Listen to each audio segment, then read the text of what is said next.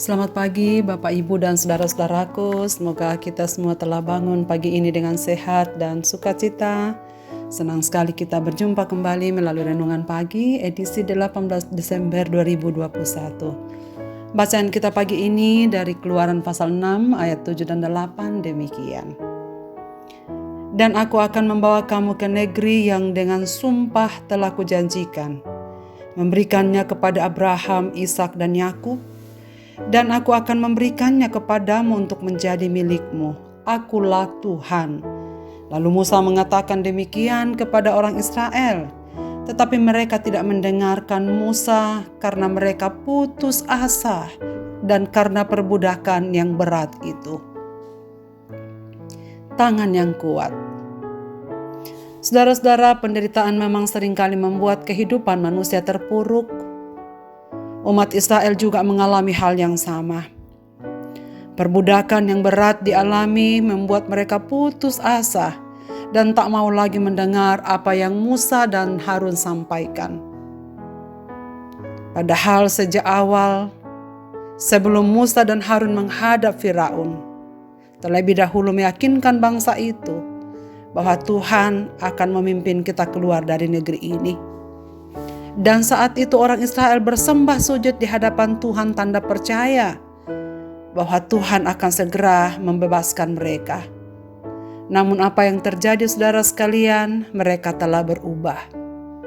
Sebab penderitaan makin berat mereka alami. Dan seolah-olah tidak ada tanda-tanda bahwa apa yang Musa katakan akan menjadi kenyataan. Saat dalam kondisi terpuruk, kita bisa saja banyak menerima nasihat dari orang lain. Namun hanya satu yang menjadi kekuatan bagi jiwa. Itu adalah uluran tangan yang terulur pada waktu yang tepat. Bantuan itu adalah bukti dari cinta, kasih dan kepedulian. Pertolongan konkret melebihi ribuan wejangan dan kalimat ucapan penghiburan. Tuhan telah berbicara kepada Musa. Dia berfirman akan membebaskan umat Israel dari kerja paksa dan perbudakan Mesir dengan tangannya yang kuat. Tuhan ingin Musa tahu bahwa tangan yang kuat itu adalah Allah yang Maha Kuasa, yang telah menampakkan diri kepada leluhurnya Abraham, Ishak dan Yakub. Allah ingin kembali meneguhkan bahwa Dia bukan hanya pernah berjanji, namun Ia juga adalah Allah yang setia pada janjinya dan akan membuktikan apa yang Ia katakan. Dia adalah Allah yang penuh dengan belas kasih. Allah ingin menyadarkan mereka bahwa tangan Tuhan yang kuat mampu mengubah kehidupan. Orang Israel yang tadinya diperbudak akan menjadi bangsa yang benar-benar merdeka. Saat tangan yang kuat sedang terulur, apakah kita bersedia menyambutnya? Atau kita sibuk dengan berbagai keluhan hidup yang sering kali menyita perhatian? Bangsa Israel sibuk dengan keluhan kerja paksa yang mereka alami. Musa berkali-kali mengeluh mempertanyakan keberadaan dirinya yang tak layak sebagai pemimpin. Lalu bagaimana dengan kita? Apakah yang kita takutkan bila kita memiliki Allah yang Maha Kuasa? Bukankah tangannya yang kuat mampu membalikkan keadaan dari yang buruk menjadi sesuatu yang manis? Allah hanya ingin mata kita tertuju padanya. Dialah jaminan kepastian janji-janji Allah. Dia Allah Abraham, Ishak dan Yakub. Adalah Tuhan yang tetap sama dulu, sekarang dan selamanya. Apakah telinga kita peka mendengar suaranya, sehingga kehadirannya bisa kita rasakan kembali? Allah sangat ingin kita mengenalnya, saudaraku. Allah tak akan pernah tinggal diam melihat kesengsaraan kita. Karena dalam kesengsaraan itulah Ia akan makin menyatakan dirinya kepada kita, sehingga kita akan makin mengalami kuat kuasanya. Persis ketika Rasul Paulus berkata dalam 2 Korintus, justru dalam kelemahanlah kuasaku akan sempurna. Demikian janji Tuhan kepada Rasul Paulus. Allah peduli dan ingin menolong kita. Dia telah datang, selalu datang, dan akan datang dalam Yesus Kristus melalui Roh-Nya di tengah-tengah kita.